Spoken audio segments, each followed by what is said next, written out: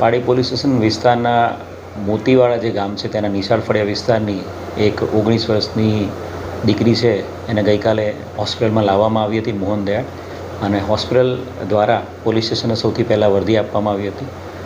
Local police station PI અને તમામ team તાત્કાલિક હોસ્પિટલ પહોંચી ગઈ હતી અને શંકાસ્પદ હાલતમાં દીકરીને લાવવામાં આવી હતી.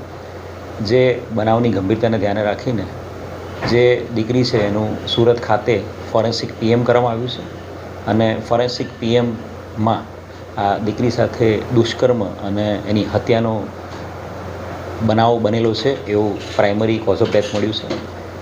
બનાવની જે પ્રાઇમરી કોઝ ઓફ ડેથના ધ્યાને રાખીને તાત્કાલિક એફઆઈઆર દાખલ કરવામાં આવી છે. મર્ડરના ગુનાની એફઆઈઆર દાખલ કરી દેવામાં આવી છે બળાત્કાર સાથે. આ બનાવ છે એ ગઈકાલે 3 વાગ્યાની આસપાસનો બનાવ હતો અને સૌથી પહેલી હકીકત પોલીસને હોસ્પિટલ દ્વારા આપવામાં આવી હતી.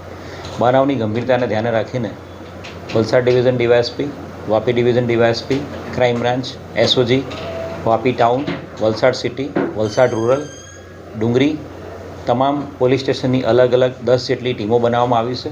અલગ અલગ ટીમો દ્વારા સમગ્ર વિસ્તારમાં ઉદવાડાથી મોતીવાડાના તમામ જે વિસ્તાર છે એ તમામ વિસ્તારમાં ટેકનિકલ ઇન્ટેલિજન્સ, હ્યુમન ઇન્ટેલિજન્સ અને તમામ ફ્રન્ટ ઉપર વર્કઆઉટ કરવામાં આવી રહ્યું છે અને આરોપીને શોધી કાઢવાના પ્રયાસો હાથ ધરવામાં આવી રહ્યા છે. હત્યાનું પ્રાથમિક કારણ પીએમ રિપોર્ટની અંદર શું છે?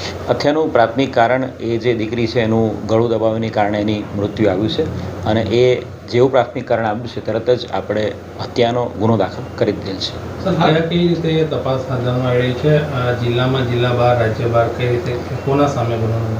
હાલ અજાણ્યા ઈસમ વિરુદ્ધમાં જ ગુનો દાખલ કરવામાં આવ્યો છે અને આરોપીને શોધી કાઢવા માટે crime branch, SOG, Valsad city police, Valsad rural police, સાથે સાથે વાપી ટાઉન પોલીસ અને ડુંગરા પોલીસની તમામ ડી સ્ટાફની ટીમો આ ગુનાની તપાસમાં કામે લાગેલી છે. રેલવે સ્ટેશનની આસપાસનો સમગ્ર વિસ્તાર, એ દીકરી જ્યાં ટ્યુશન ક્લાસીસમાં જતી એ વિસ્તાર, સમગ્ર વિસ્તારના સીસીટીવીથી માંડીને ટેકનિકલ તમામ પાસાઓ ઉપર તપાસ કરવામાં આવી રહી છે અને તમામ પાસાઓ ઉપર તપાસ કરીને આરોપીને જલ્દીમાં જલ્દી આઈડેન્ટિફાય કરીને એને શોધી કાઢવા માટે તમામ સ્તરે પોલીસ તપાસ કરી રહી છે. પરિવારજનોનું શું કહેવું છે? પરિવારજનો તરફથી હાલ કોઈ કમ્પ્લેન નથી. એમનું કહેવું એવું જ છે કે એમની દીકરી છે એ 1:30 થી 2:30 વાગ્યાના સમયગાળામાં ટ્યુશન ક્લાસીસ માટે ગયેલી હતી અને ટ્યુશનમાં 2:30 વાગ્યાથી છૂટ્યા પછી ઘરે આવી નહોતી, એટલે એમણે તપાસ હાથ ધરેલી હતી.